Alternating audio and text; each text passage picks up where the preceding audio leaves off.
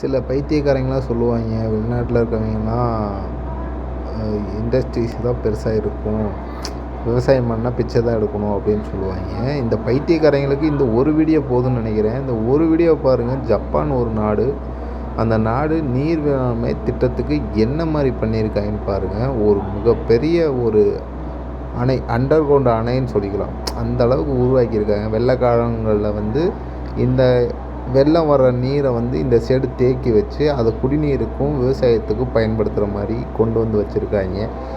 இதெல்லாம் தெரியாமல் தான் சில பைத்தியக்காரங்க மைக்கு வாங்கிட்டு பேசுவாங்க. இந்த மைக்கு வாங்கிட்டு பேசுகிற பைத்தியக்காரங்களாம் இதெல்லாம் பார்த்தா கொஞ்சம் நல்லா இருக்கும்னு நினைக்கிறேன்.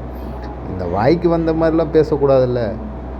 ஜப்பான் ஒரு நாடு வெறும் ஆயுதத்தை வச்சு டெக்னாலஜி வச்சு மட்டும் வளர கிடையாது, இந்த மாதிரி திட்டங்களையும் வச்சு வளர்ந்துருக்குன்னு சொல்லணும்.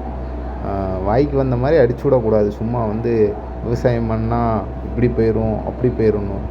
அந்த ஆள் நடந்து போகிற பாருங்க, அது எவ்வளோ பெரிய கொள்ளளவு இருக்குன்னு நீங்களே நினச்சி பார்த்துக்கோங்க. அவ்வளோ பெரிய அண்டர் கிரவுண்ட் அணையவே கட்டி ஜப்பான் மக்களுக்கு குடிநீர் தேவையை பூர்த்தி பண்ணியிருக்காங்கன்னு நீங்களே பார்த்து தெரிஞ்சுக்கோங்க. இதை பற்றி நீங்கள் தேடுங்க.